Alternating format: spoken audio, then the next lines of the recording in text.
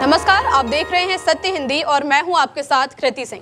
आइए रुक करते हैं इस वक्त की बड़ी खबरों की ओर। शिवसेना यूबीटी प्रमुख उद्धव ठाकरे ने Bharat Pakistan Asia cup 2025 match का शनिवार को कड़ा विरोध किया। उन्होंने इसे पहलगाम हमले के बाद नैतिक रूप से गलत बताया, जहां 26 लोग मारे गए थे। ठाकरे ने पीएम मोदी के पानी और खून साथ नहीं बह सकते वाले बयान का हवाला देते हुए सवाल उठाया कि खून और क्रिकेट कैसे साथ चल सकते हैं। उन्होंने बीसीसीआई और केंद्र सरकार पर आरोप लगाया कि वे सिर्फ मुनाफे के लिए भावनाओं की अनदेखी कर रहे हैं। शिवसेना ने पलटवार करते हुए कहा कि ठाकरे को इस मुद्दे पर नैतिक अधिकार नहीं है। ठाकरे ने कहा कि शिवसेना यूबीटी इस मैच के खिलाफ प्रदर्शन करेगी। उन्होंने बताया कि पार्टी की महिला कार्यकर्ता अपने घरों से सिंदूर इकट्ठा करेंगी और इसे प्रधानमंत्री कार्यालय तक भेजा जाएगा। भारत और पाकिस्तान के बीच कल एशिया कप का मैच होने वाला है, लेकिन इसे लेकर राजनीति गर्मा गई है।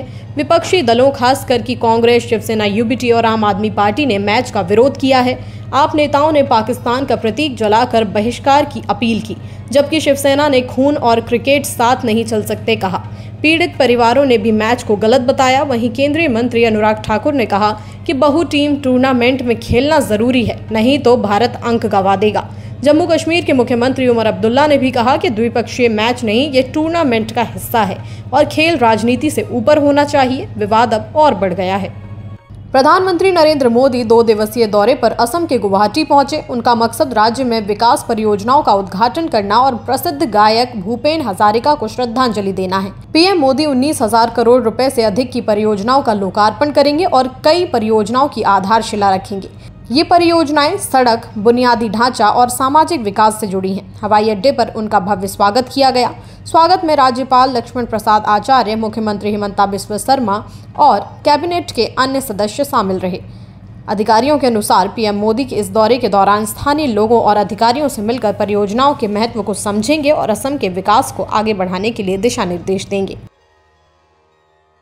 शनिवार को मणिपुर में अपनी यात्रा के दौरान प्रधानमंत्री नरेंद्र मोदी ने भारत और नेपाल के सांस्कृतिक और ऐतिहासिक संबंधों पर जोर दिया।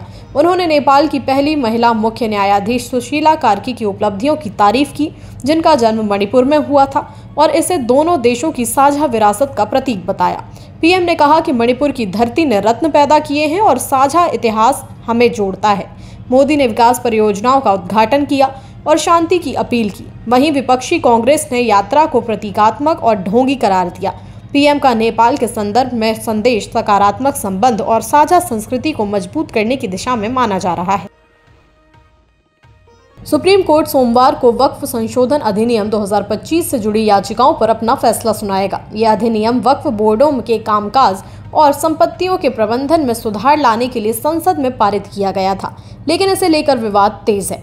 मुस्लिम संगठन, सामाजिक कार्यकर्ता और विपक्षी दल इसे अल्पसंख्यक अधिकारों का उल्लंघन और संविधान विरोधी बता रहे हैं। वहीं केंद्र सरकार का कहना है कि अधिनियम पारदर्शिता और जवाबदेही लाएगा। अदालत ने सुनवाई के दौरान दोनों पक्षों की दलीलें सुनी और संकेत दिए कि कुछ प्रावधानों की संवैधानिक वैधता की गहन जांच हो सकती है। सुप्रीम कोर्ट का यह फैसला इस विवाद में अहम मोड़ साबित होगा। कांग्रेस सांसद शशि थरूर ने कहा कि भारत को अपने पर्यटन क्षेत्र को मजबूत बनाने के लिए महिलाओं की सुरक्षा को प्राथमिकता देनी होगी। उन्होंने बताया कि वर्तमान में देश की छवि कई पर्यटकों के लिए असुरक्षित है, जिससे रोजगार और राजस्व बढ़ाने की क्षमता प्रभावित हो रही है। थरूर ने कहा कि पर्यटन बेरोजगारी कम करने का प्रभावी तरीका है और विश्व पर्यटन संगठन की रिपोर्ट के मुताबिक इसमें खर्च किए गए $1000 विनिर्माण की तुलना में 8 गुना अधिक लोगों को रोजगार देंगे। उन्होंने मध्यम वर्ग के पर्यटकों के लिए बेहतर सुविधाओं, अधिक होटलों और बुनियादी ढांचों की कमी की आलोचना की। थरूर ने आगंतुकों की संख्या बढ़ाने और भारत को वैश्विक पर्यटन मानचित्र पर मजबूती से स्थापित करने का आह्वान किया। बीजेपी अध्यक्ष जेपी नड्डा बिहार दौरे पर हैं। शनिवार को पटना में बीजेपी के अहम बैठक में उन्होंने राष्ट्रीय जनता दल और इसके अध्यक्ष लालू यादव पर हमला किया। नड्डा ने कहा, जब विकास की बात होती थी तो लालू यादव कहते थे कि अगर हमने सड़कें बना दी तो पुलिस जल्दी पहुंच जाएगी। अब कई साल बीत चुके हैं। मैं पूछना चाहता हूं कि क्या तेजस्वी यादव बिहार के लोगों से माफ़ी मांगेंगे? नड्डा ने ये भी कहा कि ये लोग बिहार का भला कैसे कर सकते हैं। प्रधानमंत्री नरेंद्र मोदी 15 सितंबर से बिहार दौरे पर रहेंगे और इस दौरान कुछ विकास परियोजनाओं की घोषणा भी कर सकते हैं। बिहार में इस साल के अंत में चुनाव होने हैं, जिससे राजनीतिक सरगर्मी तेज हो गई है। आरजेडी नेता और बिहार के पूर्व उप मुख्यमंत्री तेजस्वी यादव ने बीजेपी पर निशाना साधते हुए कहा कि पार्टी का राष्ट्रीय अध्यक्ष कब तय होगा, ये साफ होना चाहिए। उन्होंने शनिवार को मीडिया से बातचीत करते हुए कहा कि जेपी नड्डा जी बताएं कि देरी क्यों हो रही है। आरजेडी और लालू यादव को गाली दिए बिना इनका काम नहीं चलता। बिहार के 1% लोग भी उन्हें नहीं जानते। ये बयान ऐसे समय आया है जब प्रधानमंत्री नरेंद्र मोदी 15 सितंबर से बिहार दौरे पर आने वाले हैं और जेपी नड्डा पटना में बीजेपी की कोर कमेटी की बैठक करेंगे। बिहार में इस साल चुनाव हैं और सभी दल प्रचार में जुट गए हैं। आरजेडी, बीजेपी, कांग्रेस और जनसुराज पार्टी की रैलियां तेज हो गई हैं। राजनीतिक माहौल गर्म है। कांग्रेस नेता पवन खेड़ा ने न्यूज एजेंसी ANI की एक पोस्ट पर जवाब देते हुए कहा कि अब पीएम के लिए बेहतर मानक तय करने होंगे। ANI ने पीएम के मणिपुर दौरे के दौरान तेज बारिश की खबर देते हुए एक पोस्ट किया और लिखा कि जब पीएम नरेंद्र मोदी मणिपुर के इम्फाल एयरपोर्ट पहुंचे तो वहां जोरदार बारिश हो रही थी। मौसम ऐसा नहीं था कि वो हेलीकॉप्टर से चुराचांदपुर जा सकें, लेकिन भारी बारिश के बावजूद पीएम ने तय किया कि वो सड़क के रास्ते ही जाएंगे ताकि रास्ते में लोगों से मिलकर बातचीत कर सकें, भले ही वहां पहुंचने में 1.5 घंटे लग रहा था। इस पर पवन खेड़ा ने कहा कि हिरेन जोशी की ये बातें अब बंद होनी चाहिए।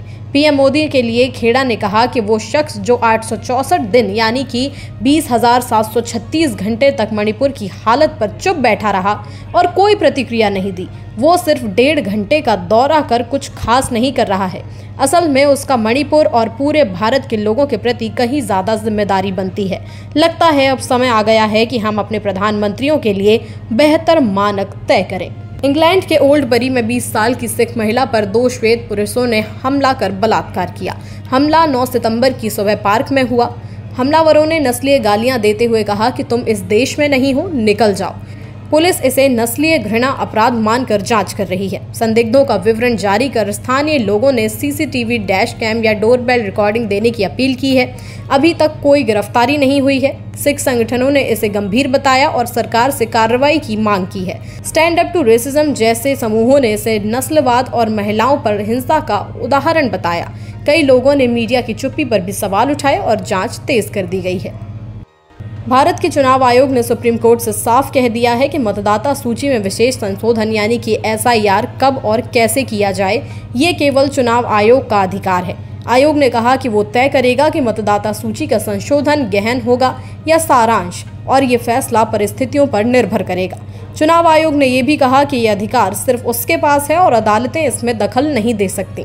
Representation of the people act 1950 और रजिस्ट्रेशन ऑफ इलेक्टोरल रूल्स 1960 के प्रावधानों के तहत चुनाव आयोग को ये पूरा अधिकार मिला है कि संशोधन कब और कैसे किया जाए। ECI ने साफ कहा कि संशोधन करने की कोई तय समय सीमा कानून में नहीं है। ये निर्णय पूरी तरह चुनाव आयोग के विवेक पर है। अमेरिकी राष्ट्रपति डोनाल्ड ट्रंप ने कहा कि वो रूस पर कड़े प्रतिबंध लगाने को तैयार हैं, लेकिन केवल तभी जब सभी नाटो देश भी रूस से तेल आयात बंद करें और समान कदम उठाएं। उन्होंने कुछ नाटो देशों की रूस से ऊर्जा खरीद जारी रखने की आलोचना करते हुए इसे गठबंधन की वार्ता शक्ति के लिए नुकसानदेह बताया। ट्रंप ने चीन पर यूक्रेन युद्ध खत्म होने तक 50 से 100% शुल्क लगाने का सुझाव भी दिया।